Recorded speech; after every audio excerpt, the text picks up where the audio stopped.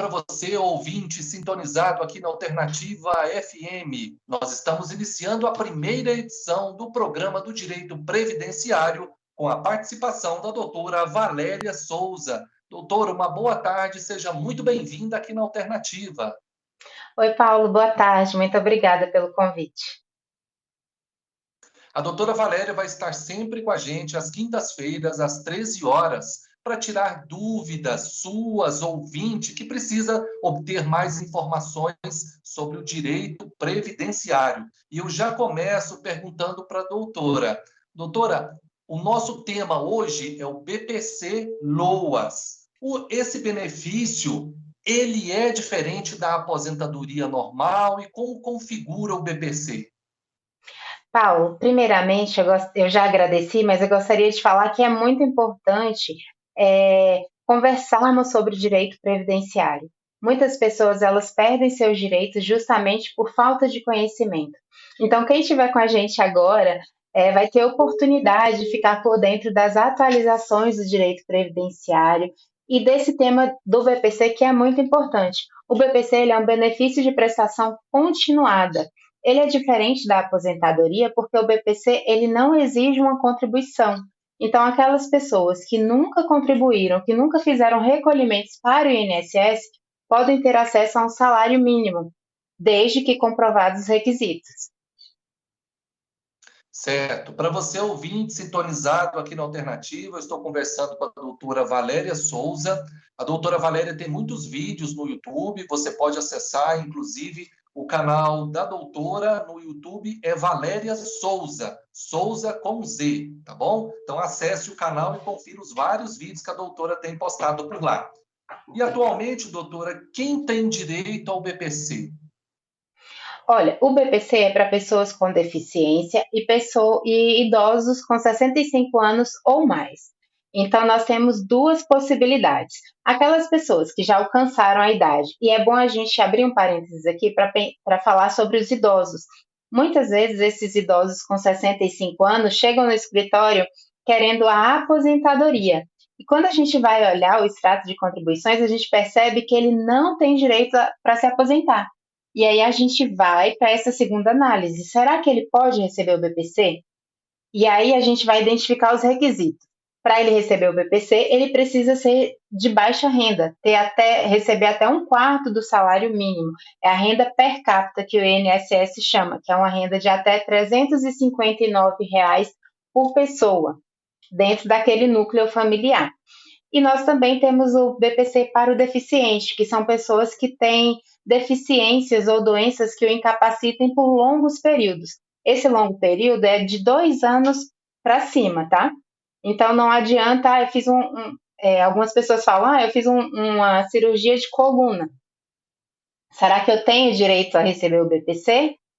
Depende. Essa cirurgia de coluna te incapacitou totalmente para o trabalho? Te incapacitou de trabalhar por toda a vida? Se a resposta for positiva, aí você pode recorrer ao BPC. Mas caso contrário, não consegue receber o BPC. Então, a deficiência ela é caracterizada por incapacidades de 2 anos ou mais, tá? Que incapacitem durante 2 anos ou mais, e também que comprovem que não têm condições de prover o seu próprio sustento. Essa comprovação ela pode ser feita através do cadastro único, que é aquele cadastro que as pessoas fazem lá no CRAS, que demonstram, que falam quanto elas recebem, qual a renda mensal familiar, e juntando com o laudo médico, aí sim, essa pessoa poderá sim receber o benefício. E, doutora, outra questão que a gente sempre vê muito é em lares em que tem famílias que têm um poder aquisitivo muito pequeno, que passa por uma certa vulnerabilidade. Vamos supor que tenham 3 na casa. Já tem uma mãe que recebe Bolsa Família e tem um idoso. Ele pode entrar com BPC ou não é permitido? Sim, é permitido entrar com BPC. Lembrando que o Bolsa Família ele é diferente do BPC, tá? O Bolsa Família já caracteriza que aquela família ali vive em vulnerabilidade social. Então, já é possível solicitar o BPC. Já comprova que, olha, realmente aquela família ela precisa desse benefício. certo? Agora, se nós temos mais de uma pessoa na família recebendo o benefício assistencial, digamos que tem o idoso, 65 anos com o BPC, e nós temos também um deficiente recebendo o BPC. Hoje nós já podemos ter os dois recebendo o BPC, certo? Além disso, aposentado, um aposentado que recebe até um salário mínimo, ele também pode receber o BPC Loas. Perdão, gente. O aposentado pode ter um familiar recebendo o BPC Loas, certo? Então, o aposentado na família não invalida o recebimento do BPC. Certo. Doutora, e aquele idoso que quando tinha porventura dos 30 e poucos anos, ele trabalhou na iniciativa privada, contribuiu, né? E depois ele deixou de trabalhar para empresas privadas e não recolheu o FGTS mais. E ali ele ficou muitos anos e agora já está nos 65 anos de idade, mas ele já contribuiu. Isso interfere ou impede que ele possa entrar com pedido para o BPC? Não, de forma alguma. Se ele já contribuiu para o INSS, ele pode sim solicitar o BPC. Porque se ele contribuiu aos 30 anos, com 65 anos, são 35 anos aí sem qualidade de segurado, certo? É claro que se ele for mais jovem, se ele apresentar uma doença, a gente vai fazer uma análise para verificar se o BPC é o melhor benefício para ele, tá ok? Porque às vezes pode ser decorrente de acidente do trabalho, a incapacidade dele, ele pode ter direito. É claro que a gente não vai falar sobre isso aqui agora, mas a gente faz uma análise mais detalhada sobre a situação. Mas a pessoa que trabalhou de carteira assinada e deixou de contribuir ao completar a idade, 65 anos, pode sim solicitar o BPC. Certo. Doutor, e tem uma legislação específica que regulamenta esse benefício? Sim, o BPC ele é regulamentado primeiramente pela Constituição Federal.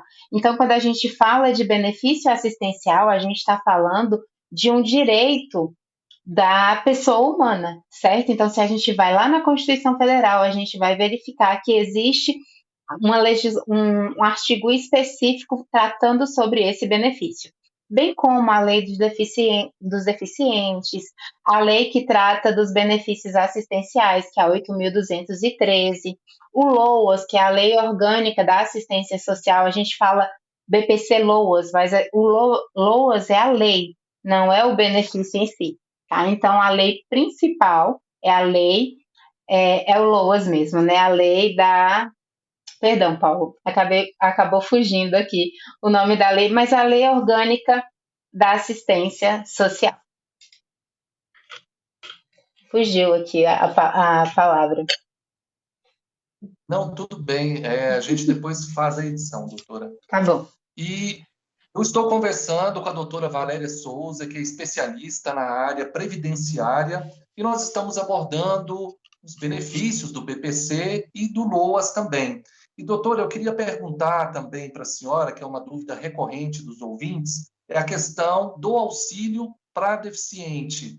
Então, aquela criança que já nasce com algum grau de deficiência, ela também pode entrar com o pedido do benefício? Sim, a criança que nasce com deficiência, os pais podem solicitar o benefício assistencial, desde que eles não tenham condições de custear o tratamento daquela criança, de custear a alimentação daquela criança. Então, a renda per capita ela vai ser analisada pelo INSS. Então, o INSS vai verificar quanto o pai recebe, se é carteira assinada, se a mãe trabalha, se é carteira assinada, qual o valor. Se esse valor não exceder o limite estabelecido pelo INSS, ela poderá solicitar o benefício sim.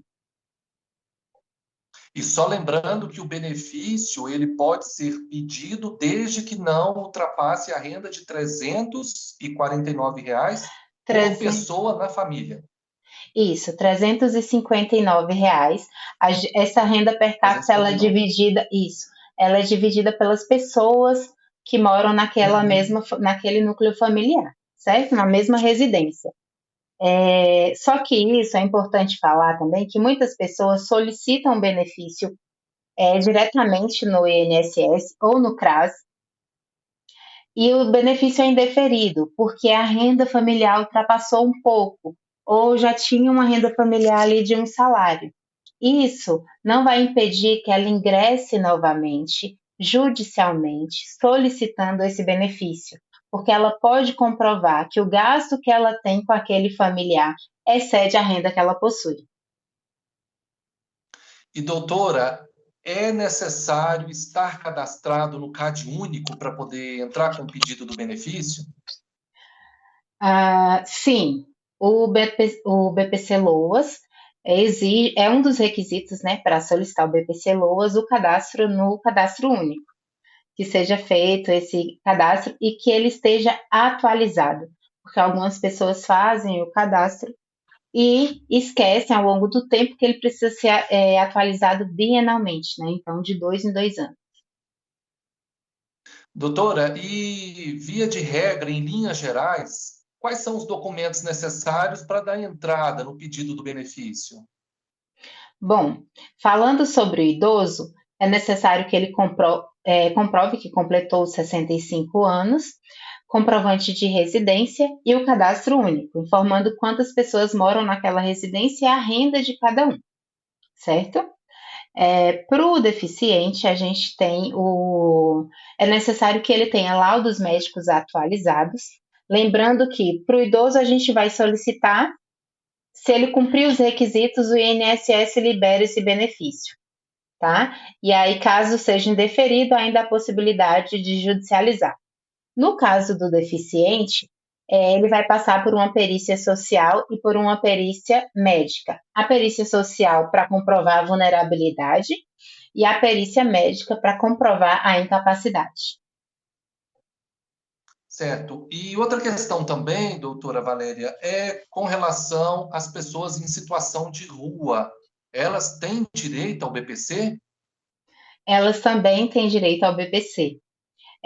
Infelizmente, isso é pouco divulgado, difundido, e eles também não têm acesso a essas informações, o que poderia melhorar muito a qualidade de vida dessas pessoas. Até porque o BPC, ele é para dar uma vida mais digna, né, para aquelas pessoas, para todos os brasileiros. E essas pessoas, elas podem sim ter direito ao benefício, elas devem se dirigir ao CRAS mais próximo de onde elas ficam. Muitas pessoas estão em núcleos de acolhimento, e fazendo esse cadastro já podem solicitar o benefício assistencial. Certo. Ouvintes, eu estou conversando com a doutora Valéria Souza, que é especialista advogada na área do direito previdenciário. Nós vamos por um rápido intervalo, mas antes disso, acesse o canal da doutora Valéria no YouTube. É Valéria Souza com Z. Até já.